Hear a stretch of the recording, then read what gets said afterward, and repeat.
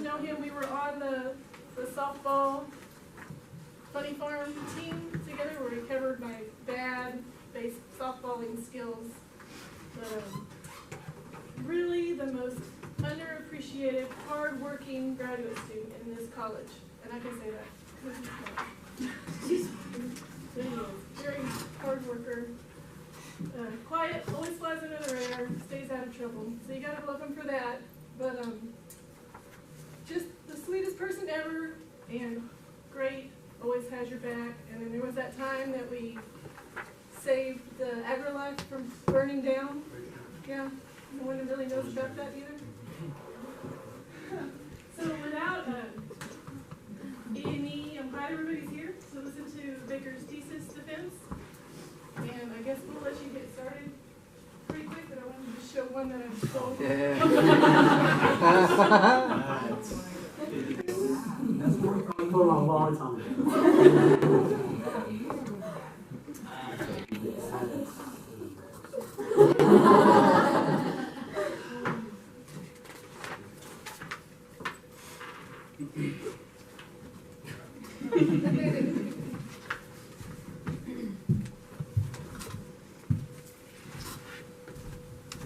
Thank you, Dr. Gay, for the introduction. Thank you all for coming to my thesis defense. Today we'll be talking about the effects of cottonseed meal on semen motility in domestic boars. So a brief outline before we get started. We'll be going over the feral swine proliferations within the United States, previous attempts at mitigating these feral swine populations, gospel's effect on reproduction, moving to the objective of our study, materials and methods, results, conclusion and discussion, and then I'll open the floor for questions. Feral swine are not native in North America and have proven to be quite adaptable and prolific in introduced environments. Today, the feral swine population consists of escaped domestic swine during the early settlement of North America in the 1500s, as well as introduced European wild boar in the 1930s for the purpose of sport hunting, and then hybrids of these two. Feral swine populations have spread from 18 to 37 states from the early 1980s to present day. Today, the United States population is above 6 million individuals, with Texas having the highest population in the United States, with over 2.5 million. And feral swine recently have also been found in areas that were previously thought to be too inhospitable for a sounder to survive. For example, Saskatchewan and the northern areas of the United States. In the bottom right-hand corner, that's a typical European boar. On the bottom left-hand corner is a typical feral swine here in the United States. As you can see, European boars are typically physically larger than the feral swine and more adept for colder weather or colder temperatures. This is a distribution map by USDA from 1982 to 2018. You can see the exponential growth of feral swine and the push north. Variability in regulations across political borders in the United States further complicate controlling feral swine populations. For example, in Texas, all is needed to hunt feral swine is a general hunting license. There's no season, there's no bag limit. In Missouri, which is right here, there's no hunting. It's illegal to hunt feral swine, and they just ask if you see feral swine just to report it to their department, even though feral swine inhabit over 30 counties within their state. Basic feral swine populations cost the United States $1.5 billion in control costs and damages every year. In addition, feral swine harm existing ecosystems by decreasing plant diversity in those areas, as well as the destruction of native habitats and nests created by those species. In the right, bottom hand right corner, you can see some damage done by feral swine. In addition, feral swine also act as reservoirs for viral, bacterial, and pathogenic or parasitic organisms that are transmissible to both domestic animals as well as humans. The three most common viruses isolated from feral swine tissue samples are pseudorabies, PRRS virus, and classical swine fever virus. The most common bacterial family that's isolated from feral swine tissue samples is Leptospira, which causes leptospirosis. Due to the cost, damages, threat, disease, and reproductive productivity, the Species Survival Commission of the World Conservation Union has listed feral swine as one of the 100 worst invasive species on this planet. As the feral swine population exponentially increases, it's assumed that these associated costs, as well as the threat of disease to both humans and livestock, will also increase. Several strategies have been implemented to try and mitigate these populations, including recreational hunting, trapping, aerial hunting, and baiting with toxic baits. However, these methods have proven insufficient given the rise in total population, as well as the rise in territory occupied by the species. Warfarin has been evaluated in its efficacy of controlling feral hog populations. It is an anticoagulant that is commonly used to treat thrombosis in humans. Poche and others in 2018 observed 97% reduction in feed consumption in those warfarin-treated plots, as well as a 100% mortality rate of the radio-tagged feral swine. In the bottom right corner, that's a picture from their study. You can see the noticeable blue dye that's added to warfarin baits to actually dye the adipose tissue. So if a hunter harvests this animal, they know it has been poisoned and to not consume it. Warfarin can take up to 6 to 10 days to cause death after initial ingestion. This raises concerns with the humaneness of this toxin, as well as a swine-specific bait delivery system is needed virtually in every environment that feral swine inhabit in the United States. In the bottom right-hand corner is an example of a swine-specific bait delivery system, and then in the bottom left corner, that's it actually in use. When these doors are open in studies, that's an acclimation period. They're trying to get feral swine used to interacting with this bait delivery system, as well as retrieving the feed. In areas in the United States that are inhabited by bears, an even more swine-specific bait delivery system is needed, as bears can simply lift this handle, just like the swine can do with their nose, they can do with their paws, and retrieve the bait from under it. And raccoons are also a concern. Compound 1080, or sodium fluoroacetate, has also been evaluated in highly populated areas of feral swine, mainly in Australia. Cal and others in 2006 observed a 73% decline in those populations of compound 1080 treated plots. Repeated vomiting is a common symptom of compound 1080. Again, this raises concerns with the humaneness of this toxin, as well as the increased incidence of non-target mortalities due to other species coming around and consuming the vomit. In the bottom right-hand corner, that's a product that's available for use in Australia. It's called Pig Out. Fluoroacetate is a volatile secondary compound produced by over 40 plant species in South Africa, South America, as well as Australia. This limits its use to those areas, as herbivores in those areas have developed an increased resistance to sodium fluoroacetate, while other species outside of those areas have not.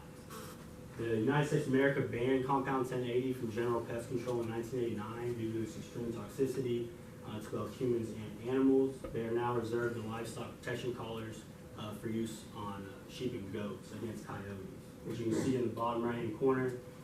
Lamb equipped with one of these livestock protection collars. If a coyote were to attack it, typically they go for the neck. They would puncture the pouch containing 1080 and be poisoned. It can take up to 5 days after initial ingestion for death to occur. Again, this raises concerns with the humaneness and the hazards for the non-target species, given the repeated vomiting. So the objective of our study was to evaluate the efficacy of cottonseed meal on semen motility parameters in domestic boars as a potential method to aid in the cessation of the population of moving feral swine within the United States. Due to the potential negative effects on non-target species while utilizing toxic compounds, Campbell and others in 2010 described the need for a supplement containing a chemical that is largely non-toxic to the non-target species. However, it does result in a reduction in the feral swine population. Gosfol is a secondary compound produced by the pigment glands in the leaves, stems, and flower buds of the cotton plant. It is constituted of 2 enantiomers, so the negative enantiomer is more toxic and biologically active and available, while the positive enantiomer is less toxic, however, it's eliminated from the body at a slower rate. These are the 2 compounds. They're mirror images of each other, so when they come together, they form the compound we know as Gosfol. Gosfol appears in one of 2 forms. Free Gosfol is physiologically active and can be readily absorbed by the animal, while bound Gosfol is formed by stable complexes with free amine groups, primarily lysine and arginine.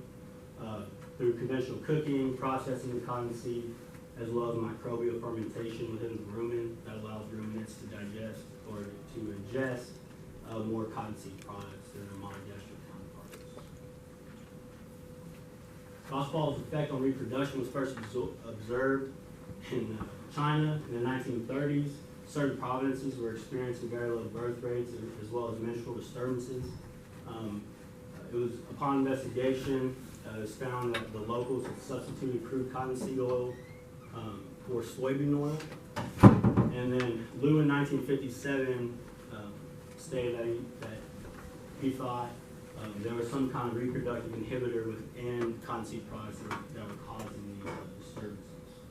Gosfall is lipophilic. This allows a compound entry into the phospholipid bilayer of biological membranes, causing not only alterations of the structure of the membrane, but permeability of certain ions across the membrane.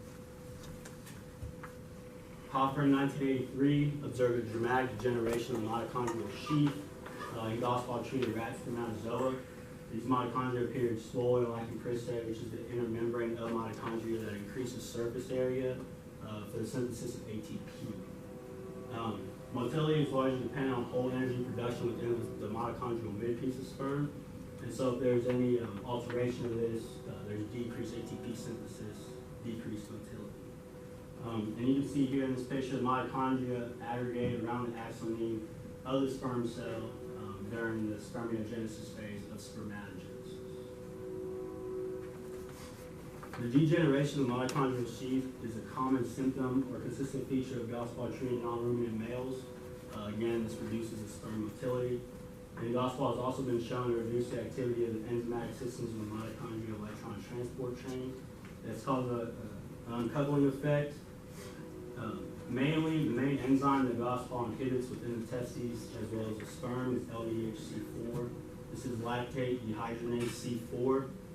This enzyme was once thought to be reserved only to the testes and the sperm cells of mammals. It's been found in somatic tissue now in different species.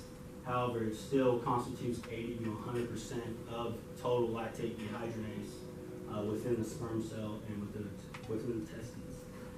Knockout sperm that have had the enzyme removed fail to undergo capacitation-related events as far as hypermotility or hyperactivation. And then LDHC4 is a terminal enzyme of glycolysis. It's responsible for the conversion of pyruvate to lactate. And so if that doesn't occur, reduced ATP synthesis is observed and in turn reduced motility.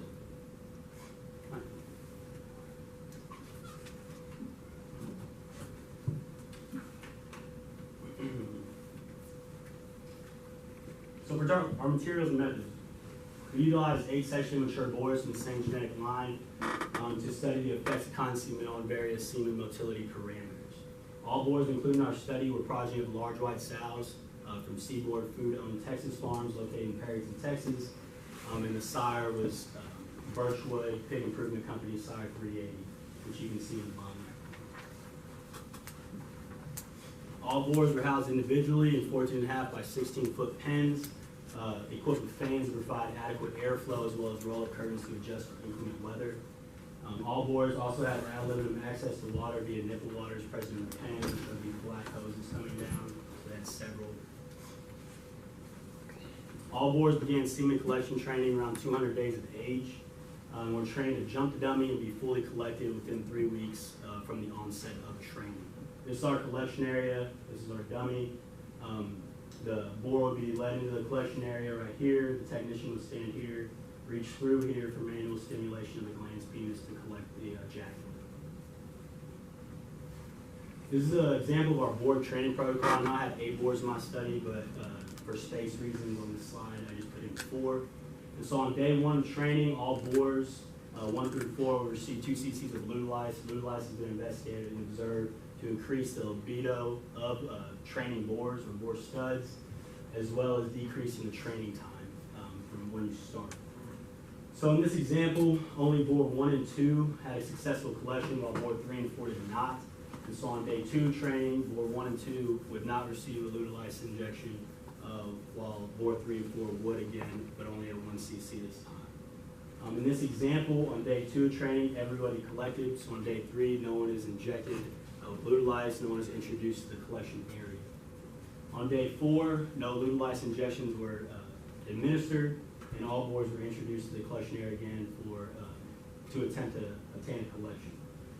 In this example, all of them collected, and so for the subsequent 3 days, we'll repeat this process to reinforce the training habit of when we do introduce them into the collection area, they do jump the dummy, and they do give us their full eject. And this training protocol was done in accordance with the Pig Improvement Company board manual that they produced in 2015. So we utilized 15 semen collections from each of the boars prior to treatment allocation to serve as a reference at the conclusion of the study. During this 7-week pre-treatment allocation period, all boars were fed 2.72 kilograms of 15% crude protein feed. Right here, the cylinder, 690 grams. At the conclusion of that, 4 boars were randomly allocated to the treatment group, while 4 boars were retained in the control group.